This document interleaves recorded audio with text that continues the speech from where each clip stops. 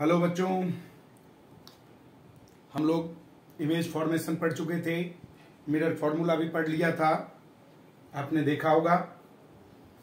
आज हम लोग यूजेज बात करते हैं। मिरर कॉनकेव और कॉन्वेक्स दोनों का हमने इमेज फॉर्मेशन भी देखा था। हम लोग आज बात करते हैं यूजेस ऑफ मिरर। सबसे पहले यूजेस ऑफ कॉनकेव। कॉनकेव का यूज कहां होता? देखो, जब हम टॉर्च जलाते हैं तो टॉर्च के लिए देखिए, कॉनकेव मिरर को हम लोग कन्वर्जिंग मिरर भी कहते हैं। कन्वर्ज का मतलब होता है कि वो एक जगह से लाए और इकट्ठा मिला दे, कन्वर्ज करके एक पॉइंट पे मिला दे, तो ये कन्वर्जिंग मिरर कहलाता। इसलिए हम इसको टॉर्च का रोशनी हमें एक साथ फोकस चाहिए तो हम टॉर्च में यूज करते हैं। हम इसको सर्च लाइट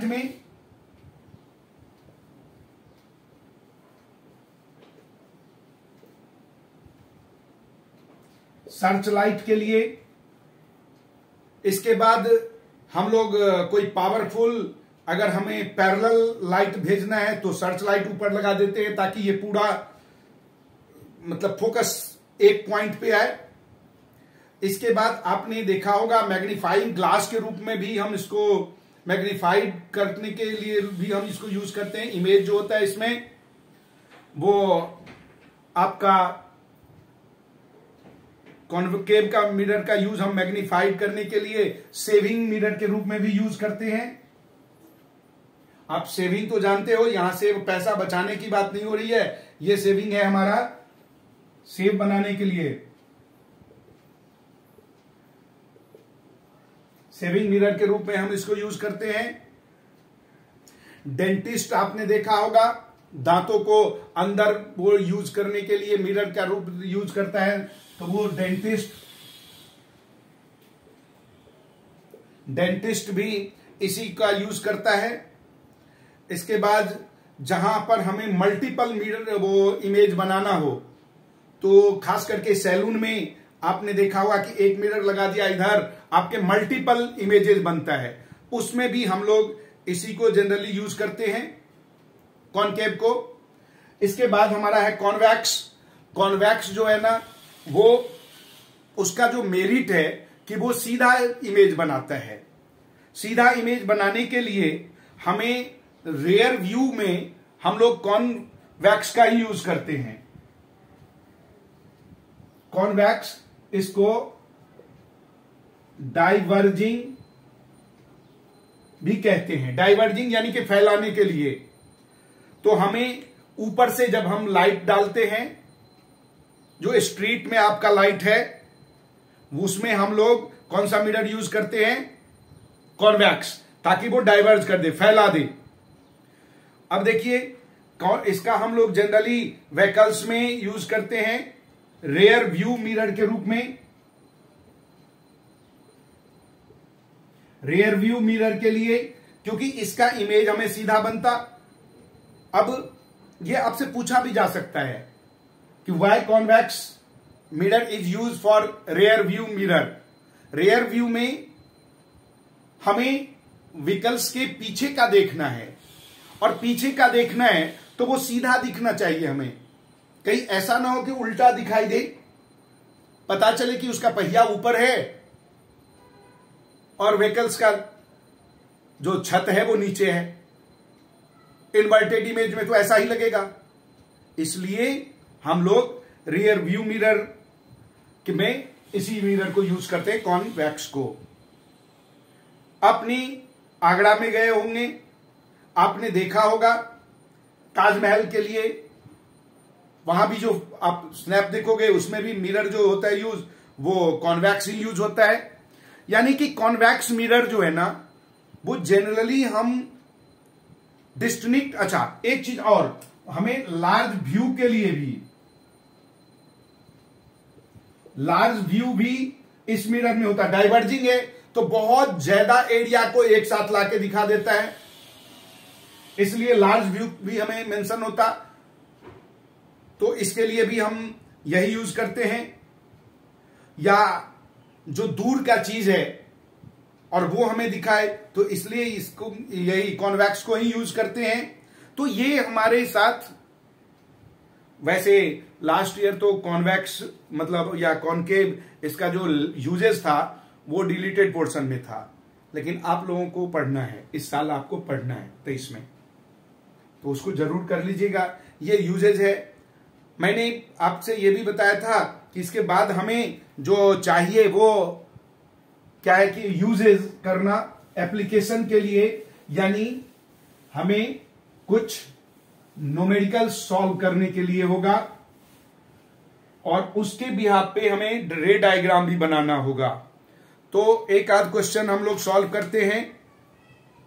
हमारे पास एक क्वेश्चन है बेटा, अ कॉन्वेक्स मिरर। ध्यान रखिए, साइन कन्वेंशन में मैंने बताया किसका क्या होगा।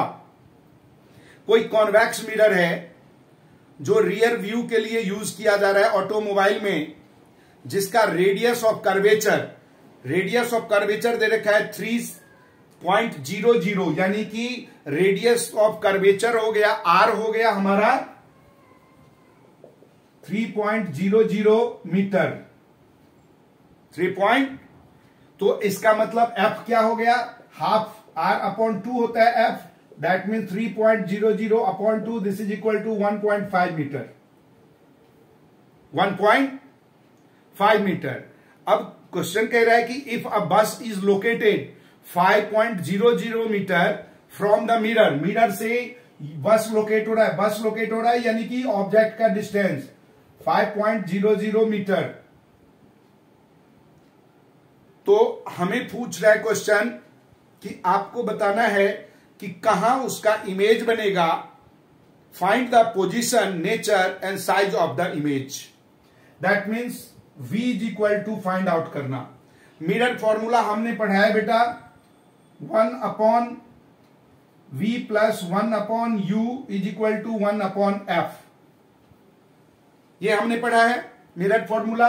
अब इसमें देखिए, ये हमारा f है, f हमारा क्या होगा, क्योंकि इसमें कौन हमारा जो डाइवर्जिंग मिरर है तो इसका f सदा पॉजिटिव होता है, क्योंकि इसमें f जो है वो दूसरे साइड में होता, इसलिए f हमारा प्लस का होगा। लेकिन u, कोई भी जो ऑब्जेक्ट है वो हमारे मिरर के सामने होता, इसलिए वो निगेटिव होगा। ये बहुत मायने रखता है।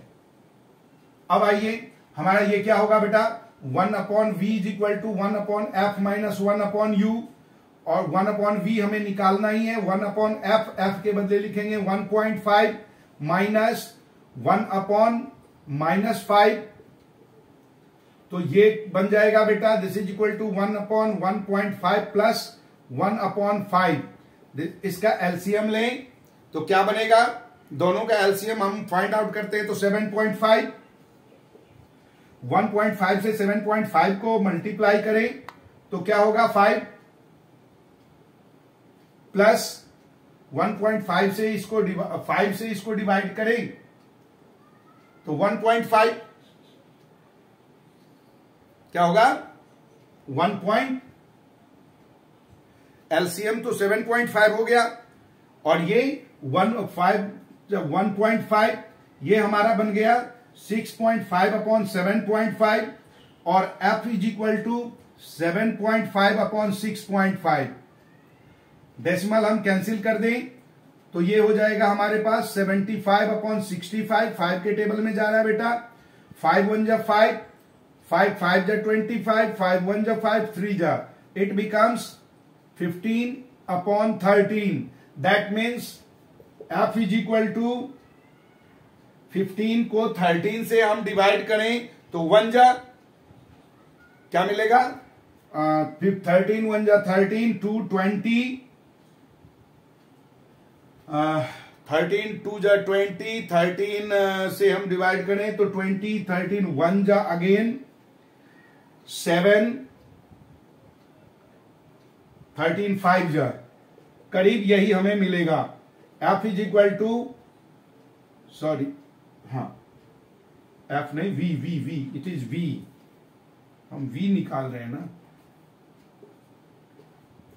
1.15 मीटर ये हमारा पोजीशन हो गया। पोजीशन कहां हो गया? 1.15 मीटर अवे फ्रॉम मिरर। अब देखिए ये तो पोजीशन हो गया। साइज क्या, साइज तो बाद में निकाल देंगे। साइज क्या होगा? डिमिनिश्ड होगा या जैसा भी होगा मैग्नीफाई करके देखेंगे। इसका क्या बनेगा? वर्टिकल, क्योंकि ये प्लस है। v अगर पॉजिटिव है तो ये हमारा क्या बनेगा? इमेजिनरी।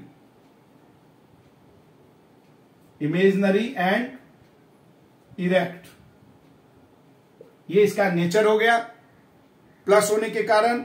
अब हम हाइट के लिए मैग्निफिकेशन करते हैं तो m इज इक्वल टू क्या होता है हमारा?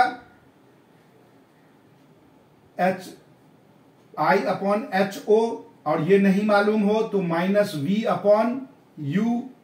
अब माइनस V अपॉन U तो minus 1.15 upon -5, minus minus cancel हो गया बेटा। इसको हम डिवाइड करें तो 0, 5 2 जा 10, 5 3 जा, दिस इज इक्वल टू 0.23। ये मैग्निफिकेशन हुआ 0.23, और ये प्लस का है तो इसका साइज हो जाएगा 2.3। साइज कितना हो जाएगा? इमेज वर्चुअल इरेक्ट हुआ, स्मॉलर साइज होगा। और कितना साइज में लिखेंगे? Size is 0.23 time of object. Object का हाइट दिया होता तो हम इसका साइज भी निकाल देते। तो ये साइज इसका क्या होगा? 0.23 मीटर, सॉरी टाइम। मतलब जितना बड़ा ऑब्जेक्ट होगा उसको 0.23 से मल्टीप्लाई कर दीजिए, वो साइज हमारा फाइंड आउट हो जाएगा। समझ में? अब इसको आप सॉल्व करेंगे, न्यूमेरिकल्स आपके बुक में है, और जो नहीं हो कमेंट बॉक्स में लिख दीजिएगा, मैं उसको दोबारा समझा दूंगा।